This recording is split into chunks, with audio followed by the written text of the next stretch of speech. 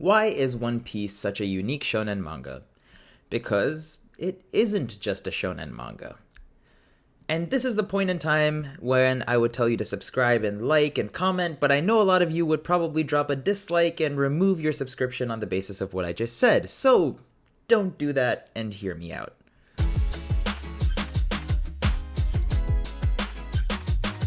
Hey friends, Anime Analyzed here, and welcome to another episode of Something of Significance. Recently, I took a bit of a hiatus from One Piece chapter reviews, and notably the chapters I missed were arguably the most spicy chapters of Wano so far. Which is a crying shame, but in my opinion, I didn't miss many talking points regarding the actual punching. Well, actually, slicing and kicking, but we don't do spoilers here. I love seeing action and I love seeing how the anime brings these sequences to life, but I would argue that One Piece is written more for the story and the lore rather than the action. It is unique in the shonen space because many of its climactic moments occur outside arc-ending final boss fighting scenes. Don't believe me? Let me list a few. Zoro's Nothing Happened, Walk to Arlong Park, Sakura's Blooming on Drum Island, Robin's I Want to Live, Luffy punching Charlos, which admittedly is a punching scene but not some sort of actual fight scene. The emotional payoff of these scenes comes from character and world development, as well as just a human tendency to be curious, which is the main reason I believe One Piece is not only a shonen. Shonen means young boy in Japanese, and as per its namesake, shonen manga is characterized by simple storylines with plenty of action. More specifically, the emotional payoff in shonen manga comes from painting a single person in a bad light, making them insurmountably powerful and giving the main character a sudden power-up to punch the bad guy and make you, the viewer, happy. This is purposefully so. Complex storylines and complex emotional payoff is better understood by a more mature brain. And I don't say this in an elitist way. I mean, I am 20-some years old, and I am still enamored by these simple emotional payoffs because they are potent. Take the god of all shonen manga, Dragon Ball. Frieza is painted as an extremely negative character with insurmountable power. The Namek arc reaches its climax when Frieza kills Goku's best friend Krillin. Goku goes Super Saiyan for the first time as a result, which is both a cathartic release as well as a vehicle for tipping the scales back in the favor of our protagonists.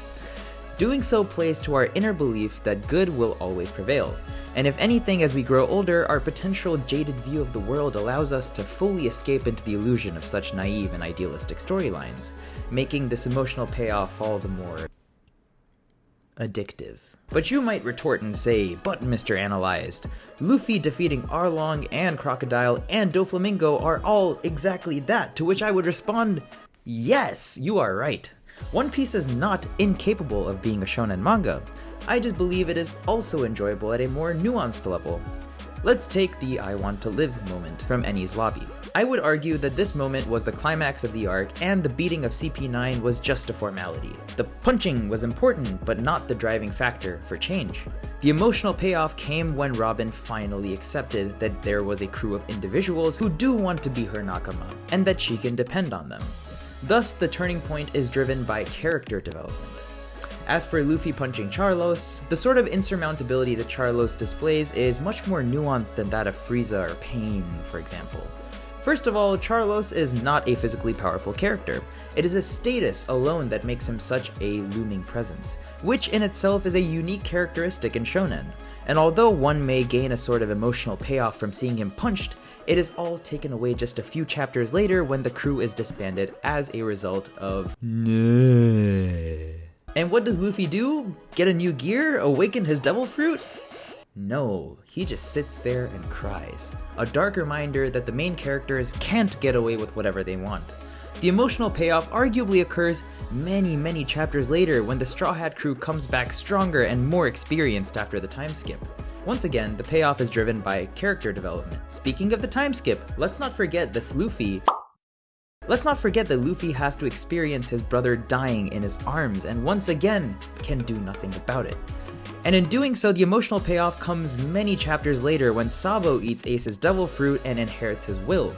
And I don't want to get into any Sabo's a bad character arguments, I just want to point out that the emotional payoff isn't some cathartic character power-up. It comes in the form of, once again, character development. I have rambled on enough, and I intend to make dedicated videos for all of these moments, but my point is that One Piece isn't completely defined by the one common characteristic of all shonen, being power-ups. It has its fair share of hockey, gear-related moments, but we don't depend on Luffy's power-up for emotional payoff as we would with, say, Ichigo's Shikai and Bankai from Bleach, or a tailed beast form in Naruto. If you still don't believe me, I'll ask you right now. What is it that you are most excited to see in this series? Some of you may answer, how will Luffy beat Kaido, or Luffy's fight against Blackbeard, in which case, touche. But I bet a large majority of you will answer with the following: Luffy meeting Shanks, learning the history of the world, finding Laugh Tale.